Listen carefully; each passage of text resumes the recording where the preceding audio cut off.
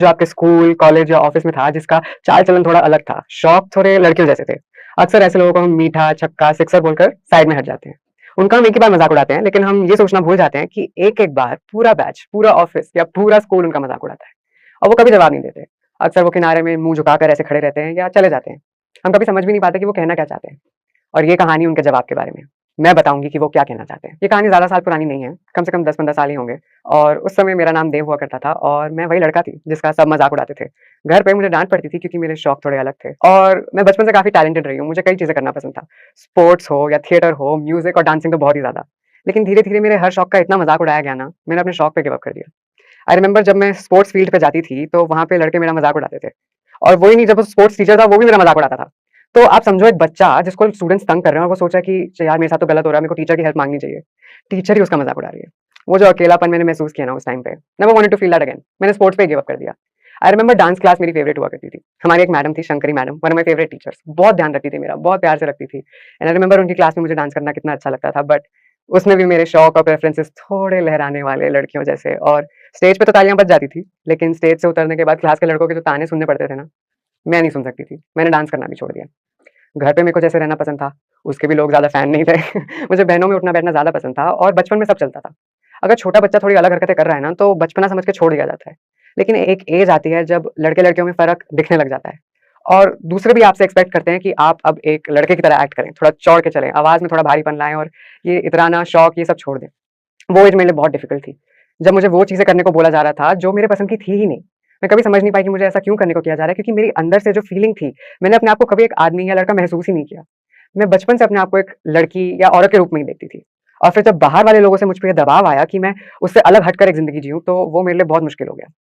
I remember 14 साल की उम्र, 13-14 साल की उम्र, जिसमें अक्सर बच्चे प्यूबर्टी स्टार्ट करते हैं और आपके शरीर में अलग-अलग तरीके के बदलाव आते हैं।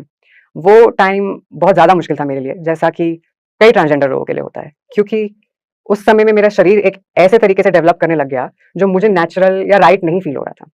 मैंने सोचा था मैं बड़ी होके एक लड़की बन जाऊँगी और अब दाढ़ी मूँछ आ रही है। तो समझो आप वो कितना अजीब थॉट प्रोसेस होगा मेरे लिए, मैं कितनी कन्फ्यूज़ रही होंगी उस टाइम पे। और इस टाइम मैं अपने बारे में इतना बुरा फ़ील करती थी, अपने आप को इतना कम समझती थी कि मैंने लोगों से घुलना-मिलना बिल्कुल छोड़ दिया। अपने सारे टैलेंट, स्कूल में पढ़ाई, सब चीज़ों में पिछड़ गई, अकेले अपने किनारे में चली गई। स्कूल की शुरुआत में 2nd-3rd क्लास तक मेरे बहुत सारे दोस्त हुआ करते थे और मैं सबसे बात करती थी, लड़कियों से भी, लड़कों से भी। और फिर अचानक 4th-5th क्लास में सब लड़कों ने मुझसे दूर रहना शुरू कर दिया। जब लड़के फील्ड्स पे जाके खेलते थे, तो मुझे क्लास में रहकर स्केचेस बनाना ज़्यादा पसंद था और हम में कुछ ऐसे डिफरेंसेस आ गए थे कि हम एक-दूसरे की कंपनी एन्जॉय नहीं करते थे। और 6th-7th क्लास के अराउंड मैंने कई नए-नए वर्ड सुने, जब लोगों ने मुझे मीठा, छक्का और सिक्सर बोलना शुरू करा। मैंने देखा कि लड़कों ने एक अजीब-सी दूरी बना ली थी मुझसे, इवन वो लड़के जो मेरे बहुत अच्छे दोस्त हुआ करते थे। अचानक से सबकी इमेज पे आ गया था मेरा दोस्त होना। कोई मेरे साथ दिखना नहीं चाहता था क्योंकि लोग उनके बारे में भी वही सोचेंगे और वही बोलेंगे जो वो मेरे बारे में बोलते थे। लोगों का दूर हो जाना फिर भी ठीक था क्योंकि उससे मैं किसी न किसी तरीके से मैनेज कर लेती थी। पढ़ाई थोड़ी ज़्यादा कर लेती थी या कोई को-करिकुलर एक्टिविटी कर लेती थी कि मेरे को दोस्तों की ज़रूरत महसूस ही ना हो। लेकिन जब लोगों ने दूर होने के साथ-साथ तंग करना भी शुरू कर दिया, तो मेरी ज़िंदगी काफ़ी मुश्किल हो गई। आई रिमेंबर जब मैं स्कूल में जाया करती थी, बॉयज़ वॉशरूम में जाया करती थी उस समय पे, क्योंकि मैं लड़का थी उस समय पे, और आते-जाते लड़के मुझे जगह-जगह पे पैट कर रहे हैं, अजीब-अजीब बातें कर रहे हैं और मतलब मुझे बड़ा अजीब-सा लगता था और बोलने में भी शर्म आती थी क्योंकि एक शेम होती है ना अपने आप में कि तुम खुद भी तो लड़के हो, तुम्हारे साथ ऐसा कैसे हो सकता है? तुम किसी को मत बताओ। तो उस शर्म में मैं किसी को बोल नहीं पाई। आई रिमेंबर हम थिएटर प्रैक्टिसेस कर रहे थे मेरे स्कूल के एनुअल फंक्शन के टाइम पे, मैं एक्टिंग करती थी, प्लेज़ में हमेशा मुझे मेन रोल मिलता था, मुझे एक्टिंग का काफ़ी शौक था। और आई रिमेंबर हम थिएटर रूम में ही थे और सारे लड़कों के सामने एक लड़का मेरे पीछे से आया और उसने मेरी पैंट ऐसे खींच दी और मैं कुछ नहीं कर पाई। आई फ़ील लाइक पहले 5 सेकंड तो मैं हिली भी नहीं अपनी जगह से, मैं वहीं पे जमी सी रह गई। मुझे समझ ही नहीं आया मेरे साथ हुआ क्या था? कई चीज़ों का मेरा रिएक्शन यही होता है। मैं एकदम समझ नहीं पाती कि ये हुआ कैसे, कैसे हुआ? और जब तक समझती हूँ ना, तब तक मुझे लगता है मेरी गलती होगी। शायद मैं ही थोड़ा ज़्यादा ठुमक के चलती हूँ या मैं ही ज़्यादा इतराती हूँ, इसीलिए सब हँसते हैं, इसीलिए सब तंग करते हैं। तो जब कुछ ऐसी अजीब हरकतें होती भी थी, तो मैं कुछ बोलती नहीं थी। ना मैं कुछ सोचती थी, ना मैं किसी को दिखाती थी। मैं घर जाती थी, रोती थी, अगले दिन स्कूल आके फिर से सह लेती थी। आई रिमेंबर मेरे स्पोर्ट्स के सर मेरा इतना मज़ाक उड़ाया करते थे स्पोर्ट्स के पीरियड्स में। कहते थे, "इतरा के मत खेल, ऐसे मत खेल, वैसे मत खेल" और मैं पूरी कोशिश करती थी। वो जितने भी असाइनमेंट्स, जितने भी टास्क, जितनी भी एक्सरसाइज़ेज़ हमें बोलते थे, मैं पूरी करती थी। उसके बाद भी एक दिन मैं अपनी एक्सरसाइज़ पूरी करके जब खेलने जा रही थी, तो उन्होंने ज़बरदस्ती मुझे पकड़ के बुलाया कि ए देव इधर आओ। एंड देन उन्होंने ज़बरदस्ती मुझे लड़कियों के साथ एक्सरसाइज़ करवाई, जो कि मेरे लिए कोई प्रॉब्लम नहीं थी, सारी मेरी सहेलियाँ ही थी। बट उनका बोलने का तरीका और उनकी इंटेंशन मुझे नीचा दिखाने की थी।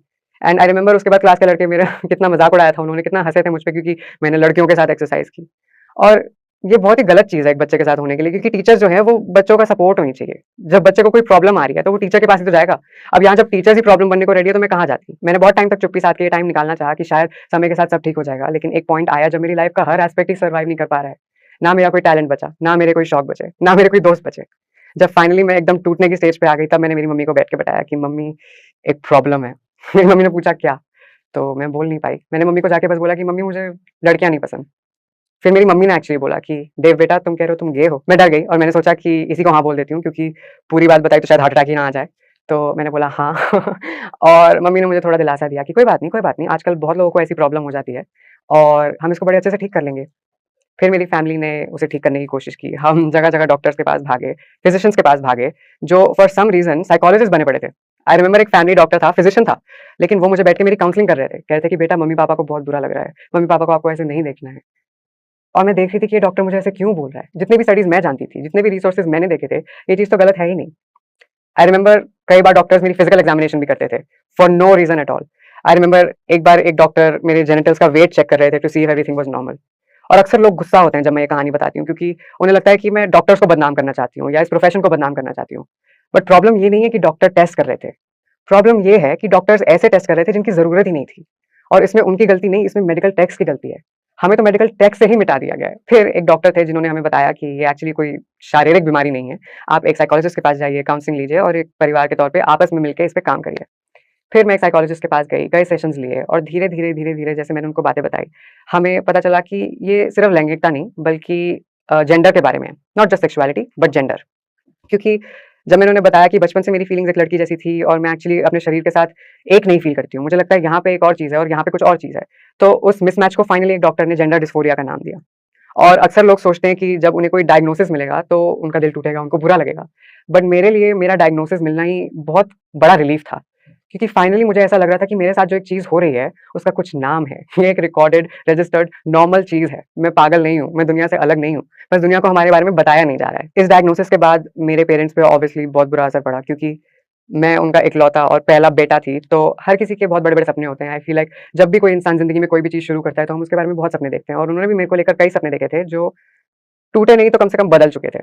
और उनको भी बहुत टाइम लगा इस बात को एक्सेप्ट करने में और समझने में। और मैं बहुत किस्मत वाली हूँ कि मेरे पेरेंट्स ने मुझे घर से नहीं निकाला या मेरे साथ कभी भी कोई ज़्यादती या गलत चीज़ नहीं करी। मेरे पेरेंट्स ने हमेशा मेरे लिए बेस्ट चाहा है। वो बस दुनिया से डरते थे कि मेरे साथ गलत ना हो जाए और इसी वज़ह से उनको भी ये बात एक्सेप्ट करने में टाइम लगा, क्योंकि उनकी जनरेशन अलग थी। उनकी जनरेशन में ऐसी चीज़ों के लिए ना तो जगह थी और ना ही ऐसी चीज़ों की बातें होती थी। तो वो समझ नहीं पा रहे थे कि एक इंसान ट्रांसजेंडर होके भी एक अच्छी ज़िंदगी जी सकता है। उन्होंने कई कोशिशें करी मुझे ठीक करने की। मेरे पापा का एक मास्टर प्लान था कि शायद अगर वो बिना मुझे बताएँ सीक्रेटली मुझे मेरे बुआ के घर भेज दें, जहाँ पे मेरे भाइयों के ट्रेनर के साथ वो मुझे एक्सरसाइज़ करवाएँगे, तो शायद 2-3 पुशअप करके मैं एक मर्द बन जाऊँ। लेकिन ऑब्वियसली वो काम नहीं हुआ। एंड ऐसे करके थोड़े-थोड़े कई कोशिशें उन्होंने करी, कई ठोकरें हमने खाई, बट चीज़ें चलती रही एंड एंड में प्लान ये बना कि मुझे ऑस्ट्रेलिया भेज दिया जाएगा, क्योंकि मेरी मौसी हैं ऑस्ट्रेलिया में और वहाँ पे ये सब चलता है, वहाँ पे ज़िंदगी ईज़ी होगी। और ऐसे ही सब चले जा रहा था। मैं भी बहुत वेट कर रही थी कि कब स्कूल खत्म होगा, कब मैं ऑस्ट्रेलिया जाऊँगी, कब मेरी नई ज़िंदगी शुरू होगी। फिर स्कूल खत्म होते ही आया लॉकडाउन। लॉकडाउन में हमारे सारे finances tank, no money in the bank, Australia completely off the plan. और फिर मैंने ट्रांज़िशन की शुरुआत लॉकडाउन में घर में ही करी। ये काफ़ी इम्पोर्टेंट डिटेल है, क्योंकि आप समझ के देखिए कि घर में मैं एक बुलीड, इनविजिबल, लूज़र लड़का घुसी और ट्रांज़िशन के बाद मैं एक काफ़ी कन्वेंशनली अट्रैक्टिव लड़की बन के घर से निकली। तो जो लोगों का मेरी तरफ नज़रिया था, लोगों का मेरी तरफ जो बर्ताव था, वो एकदम इंस्टेंटली बदला। और यहाँ पे एक बहुत इंपॉर्टेंट टर्म आती है जिसका नाम है सेल्फ एस्टीम। आप समझिए कि एक इंसान जिसको बचपन से ताने खाने, मज़ाक उड़वाने और बुली होने की आदत है, अब सब उसको घूर-घूर के देख रहे हैं, उसकी तारीफ़ें कर रहे हैं। लेकिन मेरे मन में मैंने अपने आप को वो सब चीज़ें मान लिया जो लोगों ने मुझे बोला था। मैंने अपने आप को बदसूरत, मीठा, चक्का, मज़ाक, लड़की सब मान लिया है। और अब जब लोग मुझे ऐसे ट्रीट कर रहे हैं कि मैं कोई बहुत अच्छी चीज़ हूँ, तो मैं वो खुद ही एक्सेप्ट नहीं कर पा रही। और ये सबसे बुरी बात होती है लो सेल्फ एस्टीम की, क्योंकि ऐसे लोग अपने आप को अच्छी चीज़ों का हकदार मानना बंद कर देते हैं। आई रिमेंबर जब मैंने ऑनलाइन अपना काम थोड़ा शुरू किया था, जब मैंने मॉडलिंग और मेकअप आर्टिस्ट्री वगैरह इंस्टाग्राम पेज बनाया, क्योंकि मैं कुछ तो करना चाहती थी, घर पे नहीं बैठना चाहती थी। उस टाइम पे मेरा काम काफ़ी अच्छा हुआ करता था। मैंने ना कोई कभी ट्रेनिंग ली। मोस्ट आर्टिस्ट लोग जो होते हैं उनमें एक नेचुरल टैलेंट होता ही है। और शुरू-शुरू में मुझे कई जगह से बड़े-बड़े ऑफर्स आया करते थे और मैं मना कर देती थी, क्योंकि मुझे लगता था कि नहीं, इनको तो पता ही नहीं है असल में मैं कितनी बदसूरत हूँ, इनको तो पता ही नहीं कि मैं कितना बड़ा मज़ाक हूँ। और मैं काम को मना कर देती थी। बहुत टाइम तक मैं ही अपने रास्ते में सबसे बड़ा अड़ंगा बनकर खड़ी थी, क्योंकि मैंने यहाँ पे ये बात अपना ली थी कि मैं अच्छी चीज़ों की हकदार नहीं हूँ। कहानी में आगे जाने से पहले मैं आप सभी से एक सवाल पूछना चाहती हूँ कि क्या सोचते हैं आप ये एलजीबीटी कम्युनिटी के बारे में? जब आप इनके तौर-तरीके, इनके चाल-चलन देखते हैं, तो क्या ख्याल आता है मन में कि इनका अजीब-सा स्टाइल है, इनके शौक हैं, इनकी चॉइस है और एक बड़ा इंपॉर्टेंट पॉइंट आता है, लोग कहते हैं कि ये ना विदेशी ट्रेंड है, वेस्टर्न कल्चर है, इसने हमारा कल्चर खराब कर दिया। ऐसे लोगों से मैं पूछना चाहती हूँ, कभी आपने अपना कल्चर देखा है? कभी अपनी हिस्ट्री खोल के देखी है? हमारी तो हिस्ट्री, रिलिजन और मेडिकल टेक्स्ट सब में हमारे बारे में लिखा गया है। भले ही वो होमोसेक्सुअलिटी हो या ट्रांसजेंडर लोग हो या फिर नॉन बाइनरी लोग हो, हमारा वजूद आज से नहीं महाभारत के टाइम से है। भले ही वो महाभारत का शिखंडी हो या विष्णु जी का मोहिनी रूप या अर्धनारेश्वर, हम जैसे लोगों की चर्चा हमारी हिस्ट्री में हमेशा से है। वो तो जब कॉलोनाइजेशन के टाइम पे ब्रिटिशर्स आए, अपनी सेंस ऑफ मोरालिटी लेकर आए, अपने राइट और रॉन्ग के आइडियाज लेके आए, उन्होंने हमें नफरत करना सिखा दिया, हमें बांट के चले गए।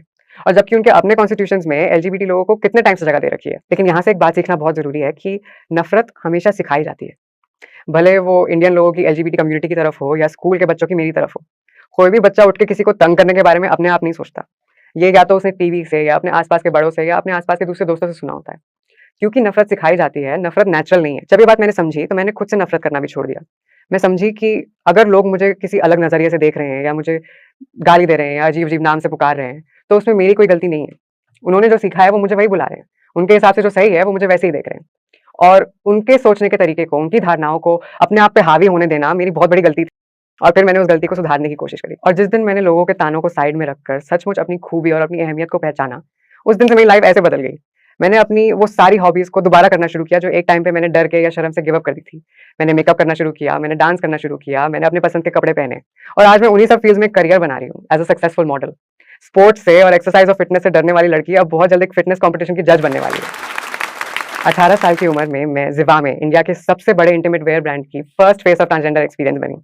बहुत जल्द मिस ट्रांस क्वीन इंडिया, जो इंडिया का सबसे बड़ा पैजेंट है फॉर ट्रांसजेंडर वुमेन, उसमें मैं दिल्ली को रिप्रेजेंट करने जा रही हूँ as one of the youngest contestant in the pageants history. हर वो चीज़ जिसे करने से पहले मैं हिचकिचाती थी या डरती थी, आज मैंने उस हर फील्ड में अपना नाम खुद बनाया है।